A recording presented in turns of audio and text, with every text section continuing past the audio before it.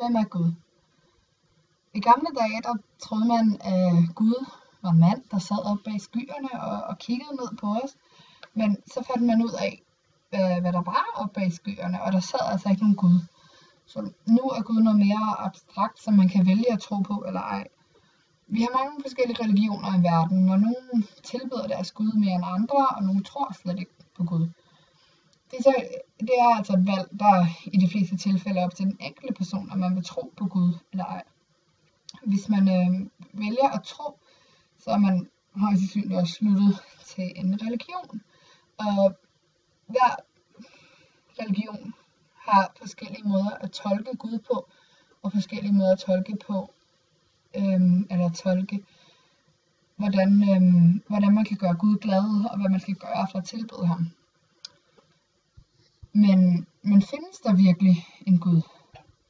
Er der en mand, som har skabt hele verden, og som holder øje med os alle sammen?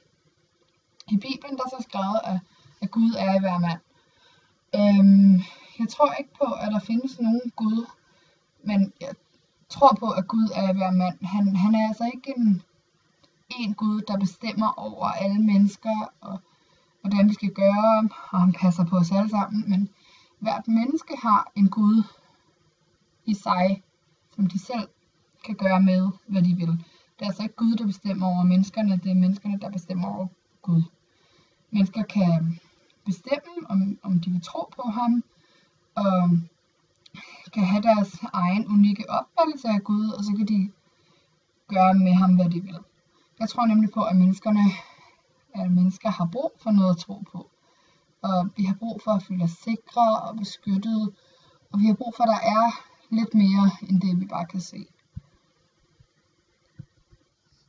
Og hvad så med paradis? Altså, det er da en dejlig tanke, at når man dør, så kan man komme til paradis. Men den tanke tror jeg heller ikke på. Jeg tror ikke på, at der findes noget paradis, når man kommer op til, når man mister livet. Jeg tror på paradis i en anden betydning. Jeg tror på, at man kan opnå paradis, men at det ikke er på den samme måde som ved den fysiske død, man skal igennem for at opnå det. Jeg tror, det er en anden måde død. Jeg tror, at det er døden for alle ens fordomme og negative tanker om sig selv og forvrængede forestillinger om verden, man måske har, og al den vrede, man besidder. At det er den del af dig, når den dør, så er du klar til at leve uden det i dig, så er det der, jeg tror på, at man finder paradis.